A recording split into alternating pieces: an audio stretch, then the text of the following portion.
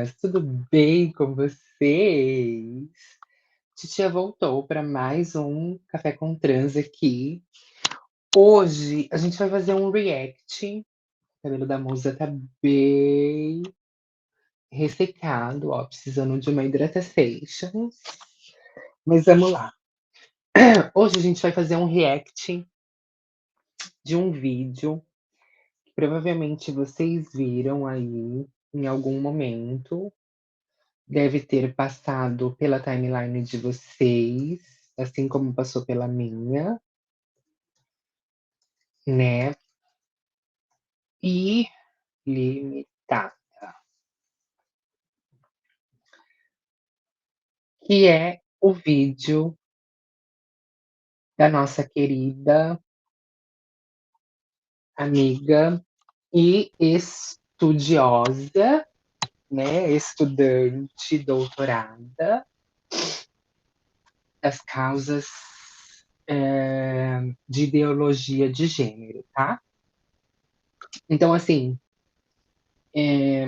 eu vou começar esse vídeo exatamente com a proposta que ela fez no começo da entrevista dela aqui. Vai ficar lindo, né? Não vai dar. E também lembrar o pessoal de se inscrever no canal. 18. E em 2019 ele apareceu diante do tribunal como um homem, mas logo em 2020, um ano depois, ele reapareceu como uma mulher. Ele literalmente colocou uma peruca loura. Então, esse aqui é o primeiro ponto que eu queria começar com vocês, né? Então, ela pega um único caso de um homem que cometeu um crime de estupro. Deixa eu deixar ela assim para ficar mais bonitinha, assim, ó. Isso. Então vamos lá, vamos começar com o primeiro contraponto, sem atacar ela, sem falar que o marido dela sai com meninas trans lá em Londres, sem a gente falar que ela tem essa problemática toda com as pessoas trans, porque ela se sente trocada. Então a gente não vai atacar ela, a gente vai atacar os argumentos dela, tá? E a gente não vai atacar, a gente vai só colocar os nossos contrapontos aqui, porque assim, a gente na realidade não precisa desse ódio todo que ela vive, né? Ela fala em, eu respeito a condição das pessoas trans. Respeita e vive disso? Vende curso para as pessoas, né?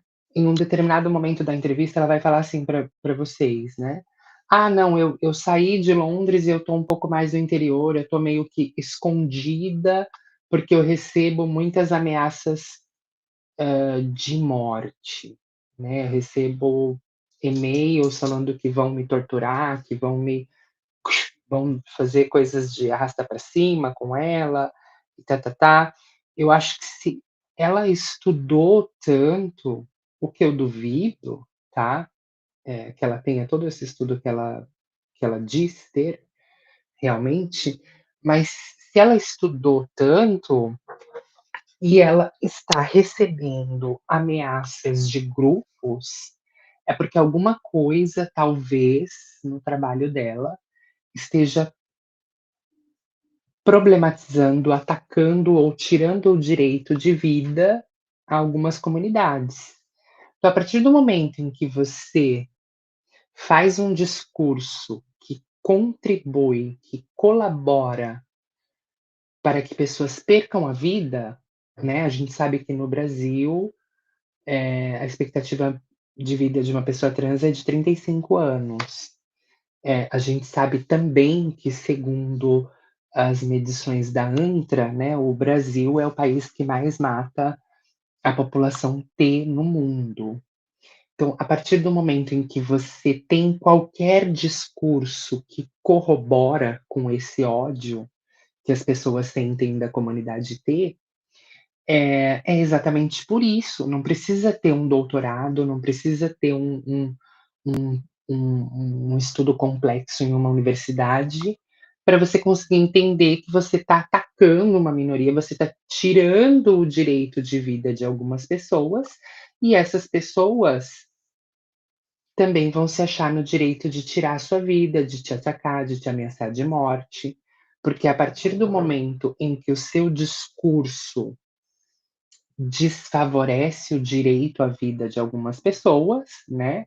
Essas pessoas também vão se achar no direito de fazer um discurso para tirar a sua vida. Então, até aí, a gente está todo no mesmo degrau ali, ó. Tá todo mundo, né? Cada um só tá brigando pelo seu direito de viver, tá? Então ela começa falando assim, ó. É, a ideia de um homem trans e um outro detalhe, tá? Ela chama a todo momento as mulheres trans, eh, ou as travestis, como homens transidentificados. Isso eu arriscaria a dizer, né? Não sou conhecedora de todas as leis, principalmente no Brasil, mas eu arriscaria a dizer que ela está chamando, é como se ela estivesse falando que um preto é um macaco, pelo menos no meu ponto de vista. Ela está cometendo microcrimes ali, chamando uma mulher trans de homem o tempo inteiro, né? Porque se você não pode chamar uma mulher trans de homem, você também não poderia chamar um preto de macaco, né? Mas ela tá o tempo inteiro cometendo esses microcrimes, né?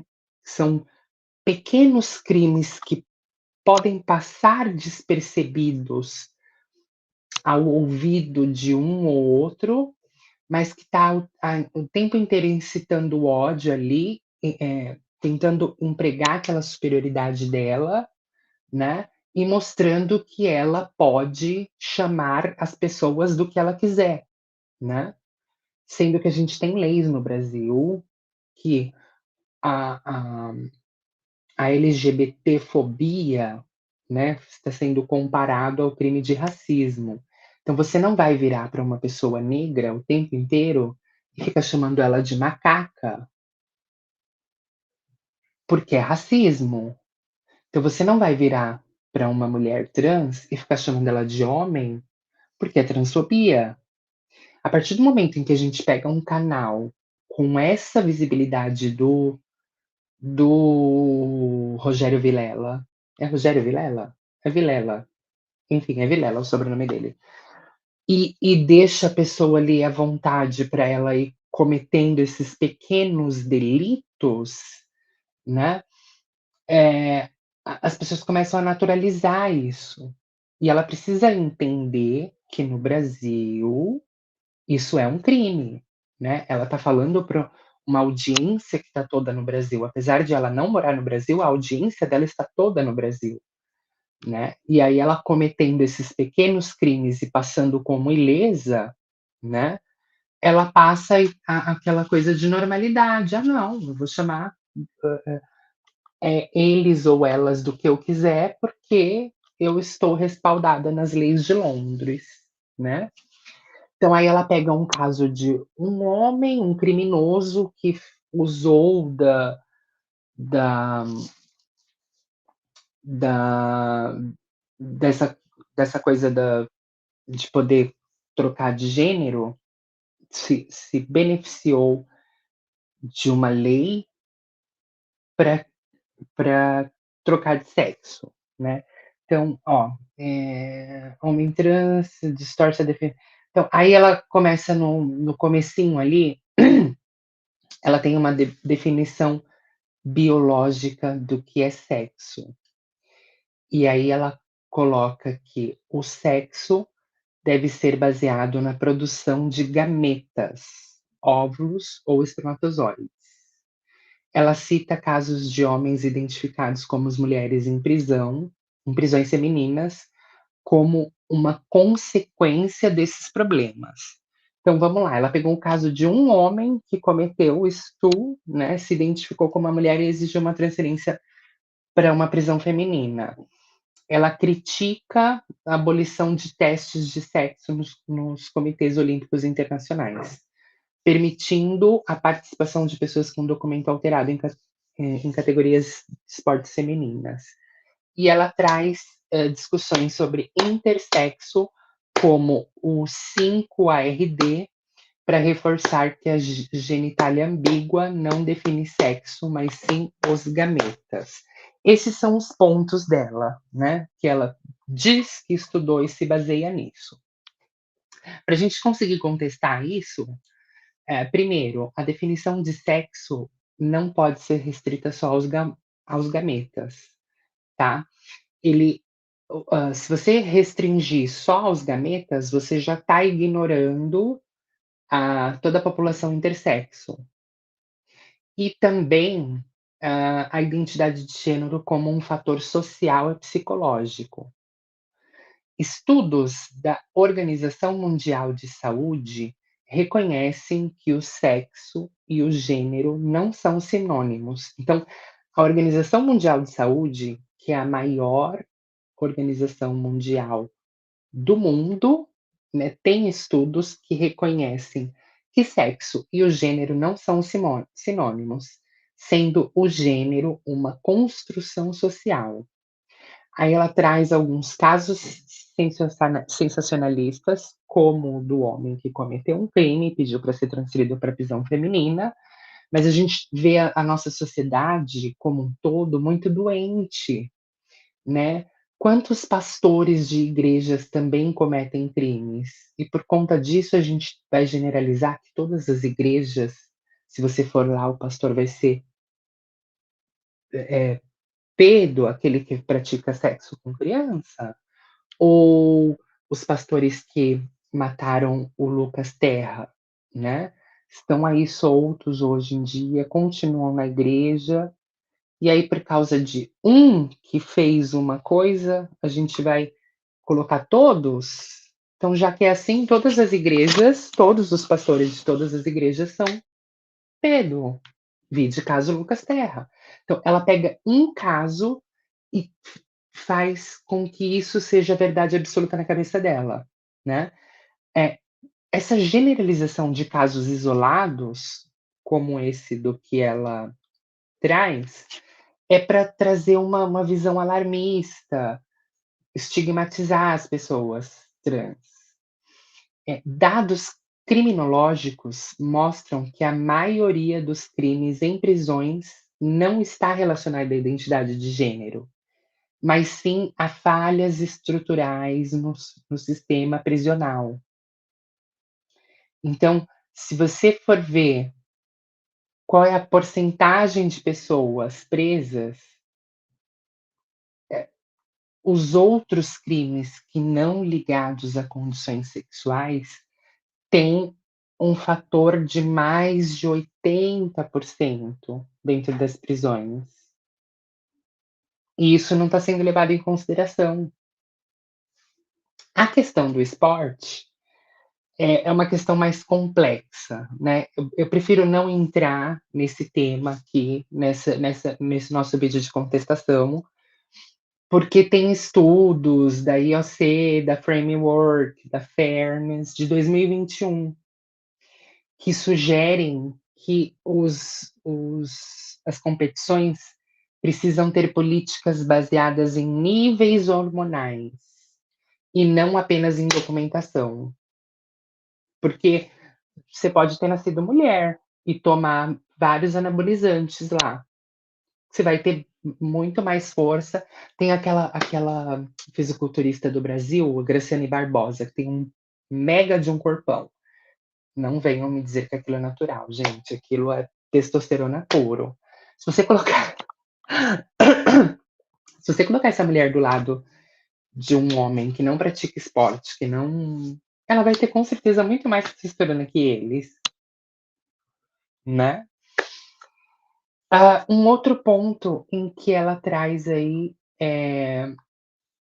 um estudo em que ela fala sobre a autoginefilia e que isso é um motivador para a transexualidade.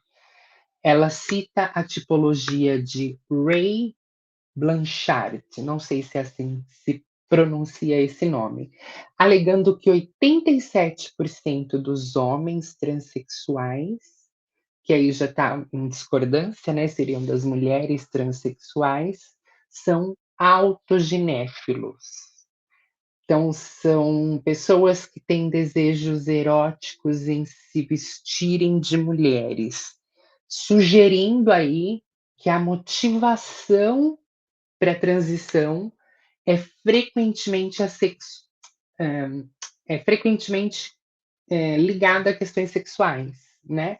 Especialmente impulsionada por pornografia. Então, eu vou só, antes de seguir aqui com o meu roteirinho que eu montei em cima desse vídeo, eu vou só falar uma coisa que provavelmente ela não saiba, né? Ninguém não lá na faculdade onde ela fez o doutorado dela, ou ela não teve acesso a isso, né? Não foi para campo lá em um hospital ver como funciona. Mas se a gente for usar aqui o português bem claro e escrachado, o que as mulheres trans tomam? Um remédio para bloquear e eliminar o testosterona do seu corpo. E você que não estudou, que não conhece, que caiu de paraquedas aqui, não sabe, nunca nem ouviu falar o que é o testosterona, o que é o testosterona? O testosterona é o hormônio responsável pela libido, pela disposição, pelo emagrecimento e por algumas outras funções que o nosso organismo precisa, né? Por que eu trouxe em primeiro ponto como libido? Porque quando você zera o testosterona com essas pastilhas castradoras, tá? Porque é isso que toda mulher trans toma quando inicia um processo de transição, são pastilhas castradoras. A gente zera o nosso testosterona ao ponto de a gente perder a libido, né? Não existe Brad Pitt no mundo que consiga reavivar ou acender o desejo de uma mulher transexual em tratamento hormonal de fazer coisas com outras pessoas. Então, ela não tem dados científicos, ela traz fontes, vozes da minha cabeça, com coisas que ela achou no Google, e aí ela sai bostejando na internet, né? Então, antes de a gente dar palco para esse tipo de pessoa, a gente tinha que, pelo menos, entender o que ela está falando ali, né? E ela está falando que toda mulher transexual sente prazer, porque colocaram um um pletismógrafo ali. Pletismógrafo, para quem não sabe, é como aquele aparelhinho para fazer aquele exame do coração, que eles ligam ali na, no órgão sexual da pessoa, e aí começam a passar imagens para ela, e se ela se excitar, se aquele membro mexer ali, o negocinho pipi, acusa lá.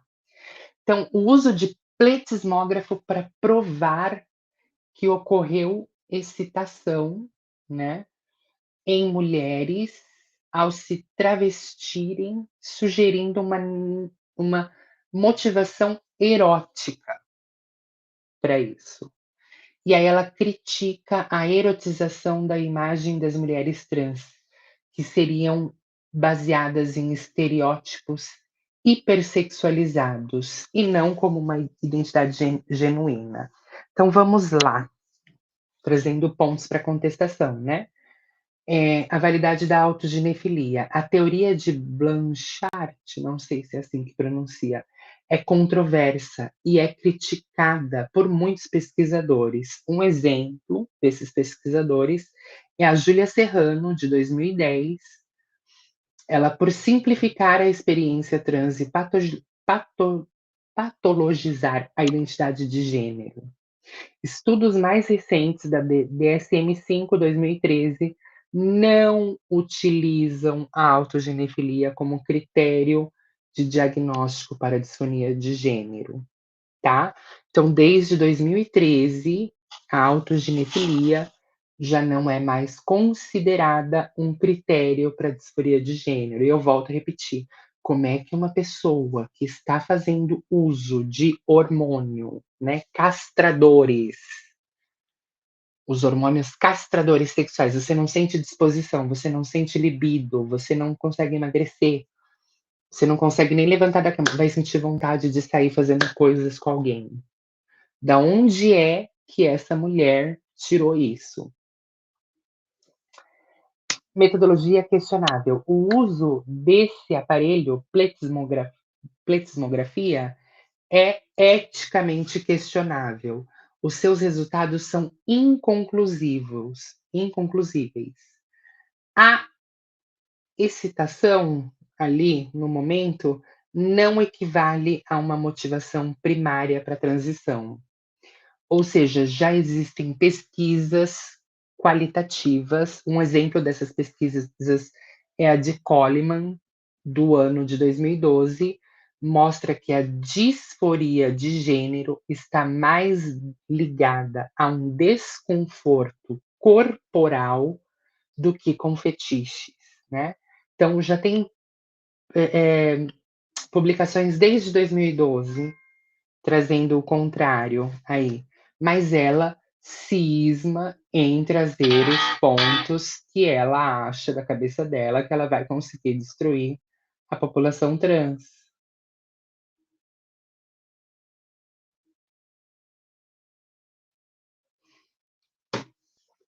Vamos lá.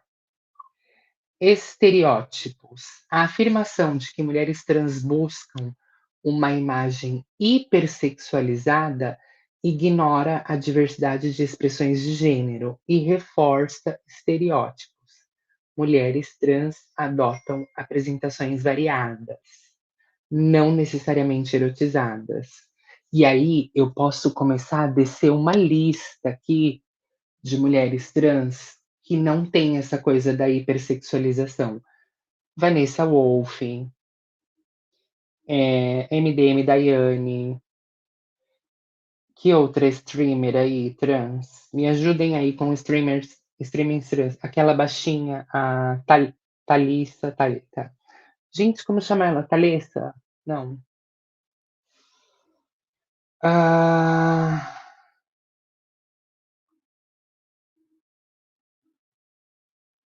a Paula. Que outras streamers trans? Gente, tem tantas. Deixa um comentário aqui com o nome de uma streamer trans que não tem esse lado hipersexualizado, né?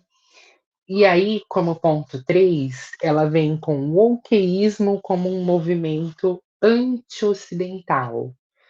Ela define o wokeísmo como um movimento que, sob o pretexto de justiça social, combate o homem branco.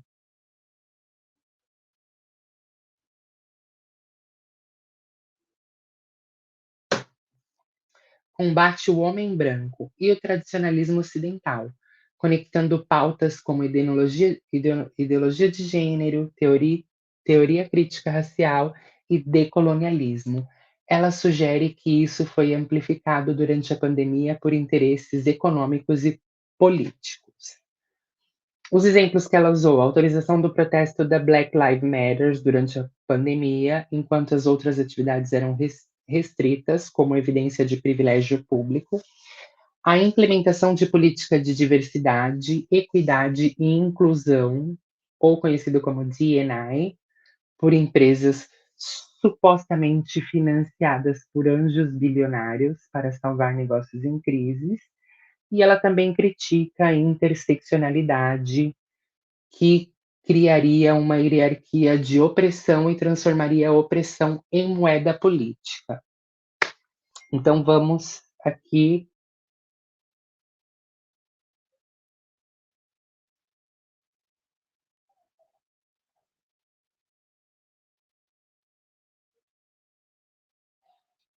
Vamos trazer aqui, então. ah, ah, ah,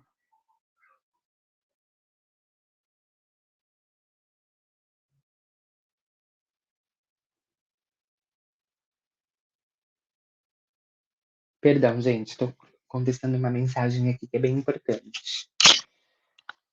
Então, vamos lá para contestar esses pontos dela. A origem do wokeísmo. A definição do wokeísmo como anti-ocidental simplifica um movimento diverso, que originalmente buscava conscientização sobre injustiças raciais. Então, tem historiadores como Kianga Yamata Taylor, de 2016,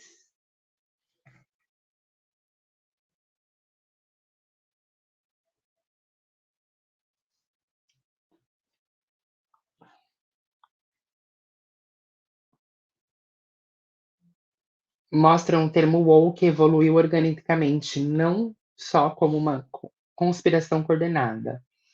A pandemia e o protesto. A permissão para os protestos do BLM variou por país e por contexto, muitas vezes desafiando restrições não sendo autorizadas como privilégios. Relatórios da Amnesty International de 2020 mostram repressão política em muitos casos. D&I e o financiamento. A adoção de políticas de D&I por empresas é frequentemente motivada por pressões de mercados e consumidores. Não tem essa coisa de investimento externos. Estudos da McKinsey de 2020 indicam que a diversidade melhora o desempenho empresarial. E não é só apenas uma ideologia, né? Eu tive acesso a essa reportagem da McKinsey de 2020 e eles fizeram um estudo em duas empresas que eram concorrentes, tá? E na primeira, o quadro era formado 100% por homens brancos de classe média, que estudaram todos numa mesma universidade, todos fizeram intercâmbio, todos tinham o mesmo acesso à cultura e educação, tá? E pegaram a concorrente deles, que tinham desde pessoas negras, baixa renda, pessoas LGBT. Essa empresa tinha melhores resultados dos funcionários. Por quê? Porque quando chegava, trazer aqui de uma forma bem esdrúxula e bem básica, para que qualquer estúpido consiga entender, porque ela que estudou em Londres talvez não consiga, né?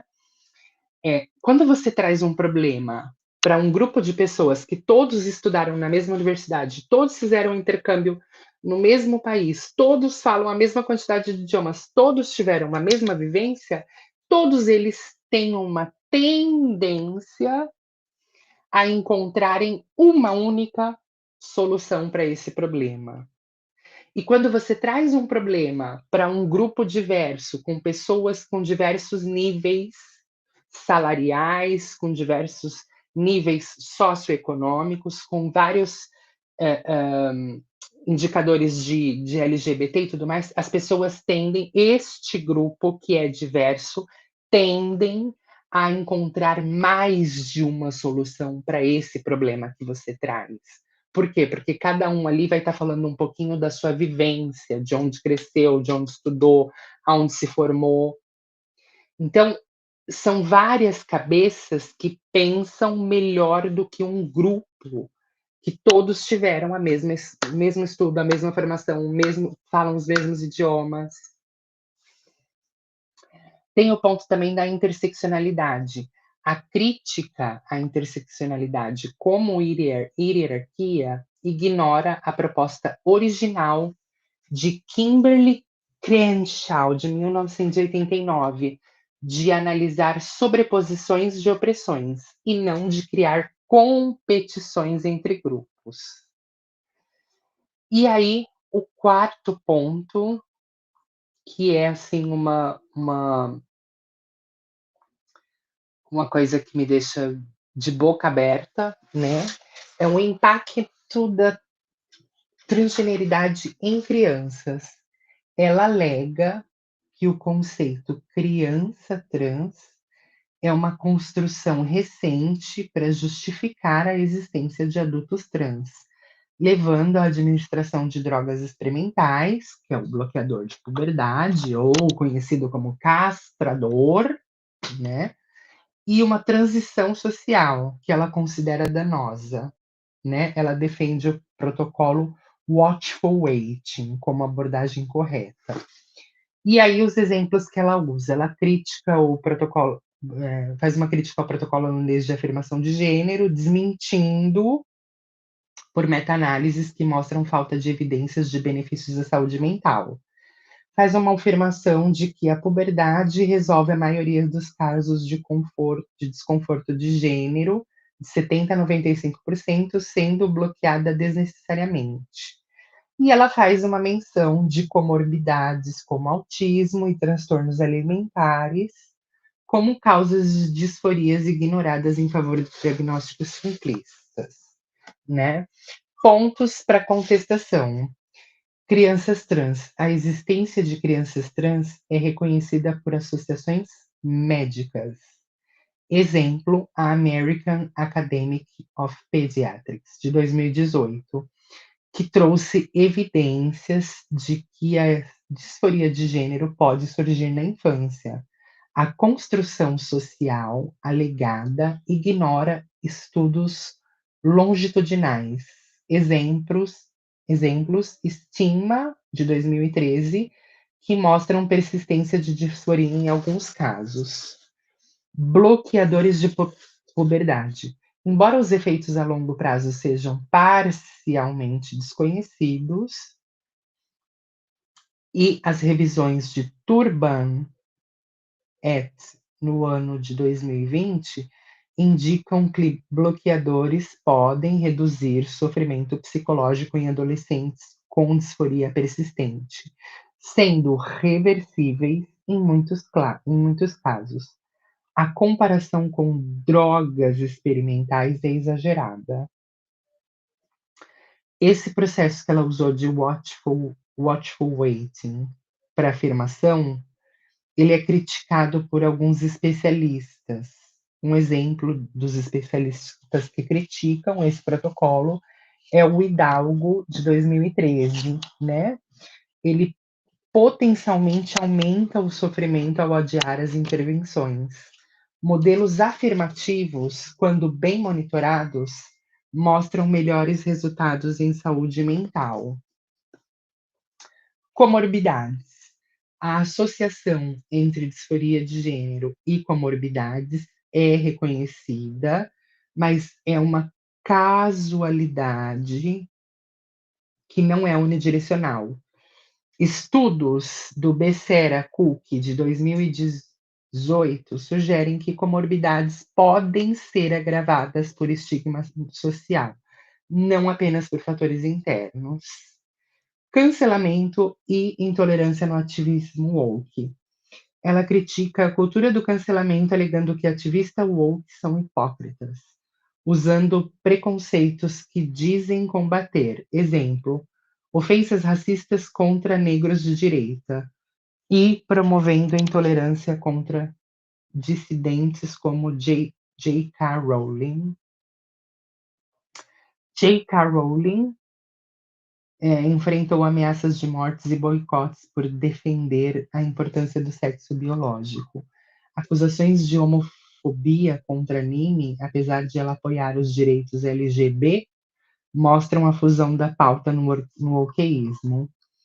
A cultura do cancelamento. Embora excessos existam, a crítica do cancelamento pode ser matizada. Estudos sobre mídias sociais, feitas por Anderson, em 2011, mostram que cancelamentos são frequentemente amplificados por narrativas polarizadas, mas também podem ser formas de responsabilização pública.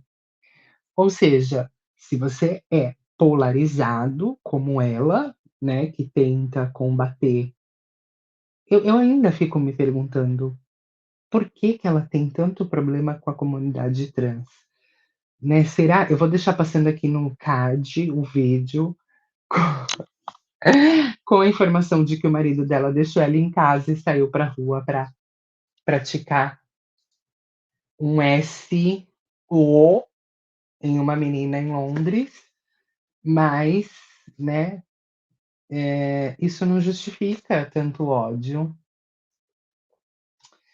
As críticas ao Rowling não se limitam às suas falas sobre sexo biológico, mas também às declarações percebidas como desrespeituosas pela comunidade trans.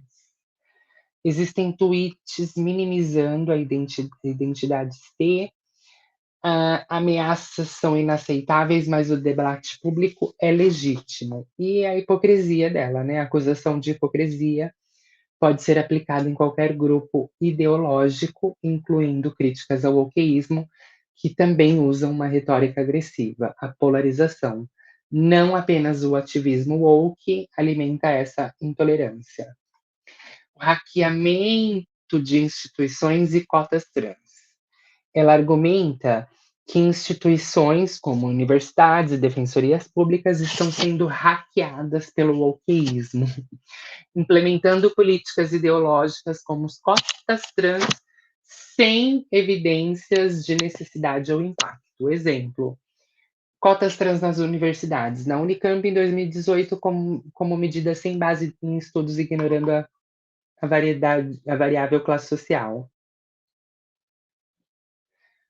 Defensorias públicas facilitando a entrada de grupos específicos que depois promovem mudanças internas com emissão de certidões não binárias. Meu Deus do céu. Eu ainda fico me perguntando se essa mulher realmente estudou. Vamos lá, vamos contestar cotas trans. A implementação das a implementação de cotas trans é justificada por alguns estudos, como o do IBGE em 2022, que mostram uma discriminação significativa contra pessoas trans no acesso à educação. Por que as pessoas trans não têm acesso à educação? Porque elas sofrem transfobia, não têm um banheiro para elas poderem usar, né? São vistas sempre como um produto sexual, e isso não por elas, tá? Não tem nada de autoginéfilo nisso. As pessoas que olham pra gente enxergam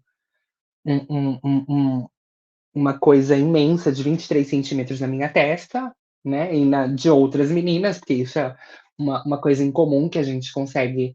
Você fala, a partir do momento que você fala, eu sou uma pessoa T, pronto. As pessoas já, nossa, mas você é operada, não é operada? Tem tantos centímetros? Não tem? É para cima, é para baixo, é torto? Gente, por que as pessoas se importam tanto? Por que as pessoas se importam tanto?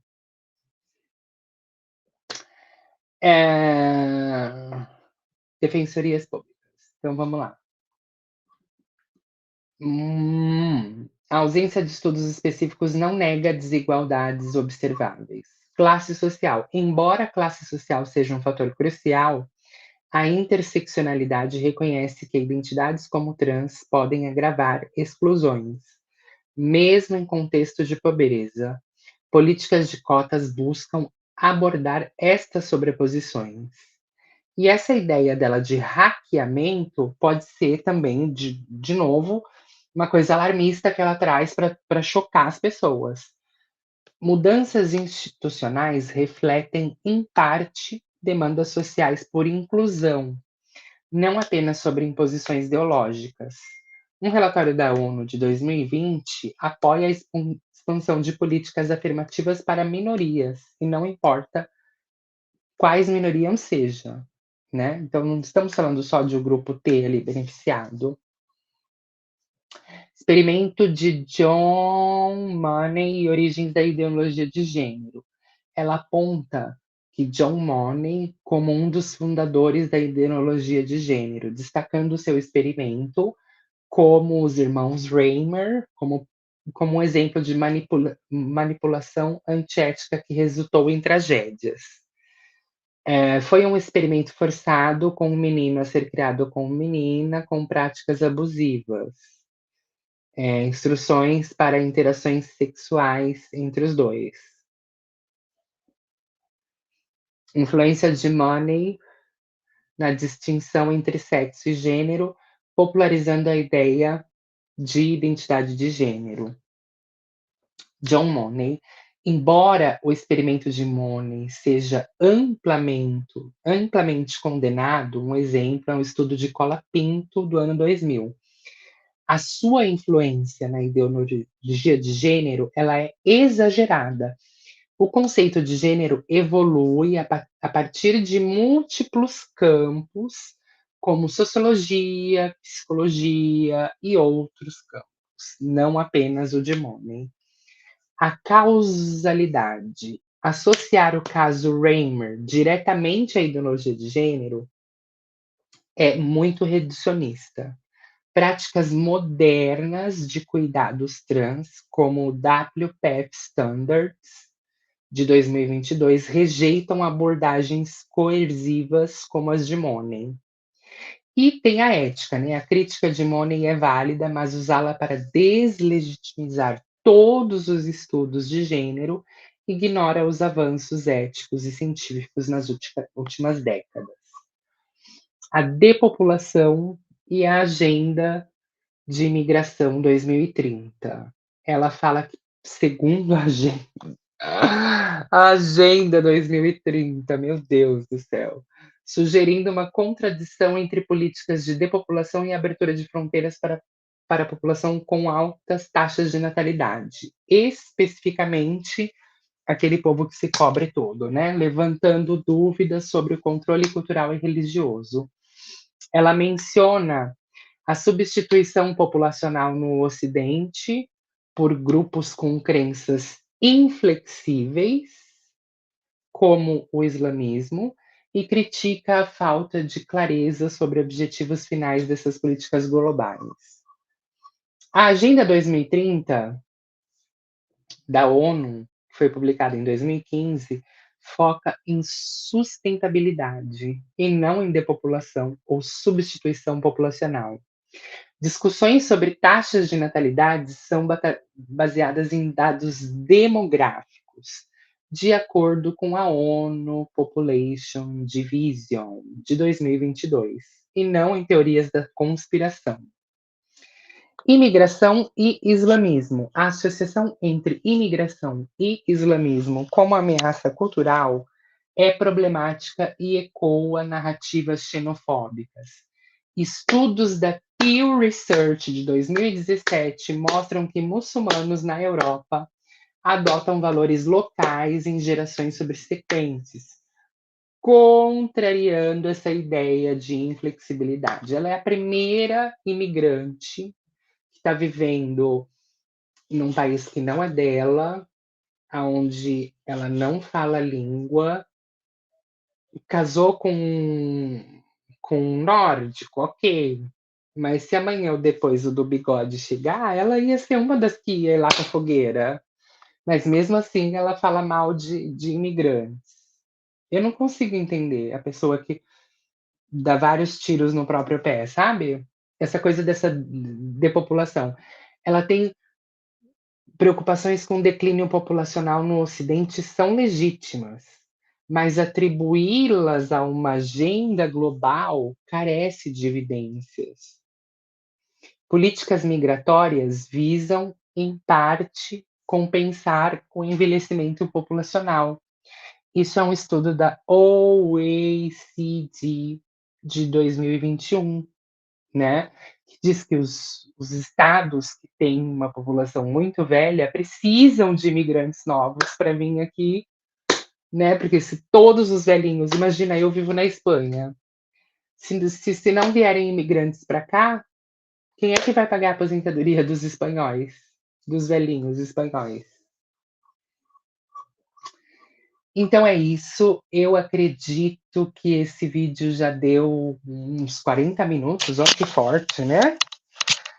Se você tiver algum comentário, deixa aqui embaixo no campo. O que você acha da queridíssima estudiosa? Ai, que medo eu tenho disso. E é isso, um beijo. Gente, não ataquem ela, não falem que o que o marido dela pratica SO em meninas nas ruas de Londres, tá? E assim, não vou pedir aqui para vocês não ameaçarem ela de morte, porque ela mesma já disse no começo da entrevista que ela é constantemente ameaçada de morte. Então eu não preciso pedir isso para vocês, né? Porque provavelmente os seguidores dela já fazem esse trabalho pela gente. Então é isso, espero que você tenha gostado. Não se esqueça de curtir, compartilha com um amiguinho, deixa o seu comentário e se inscreve no meu canal. Beijo, beijo. Tchau, tchau.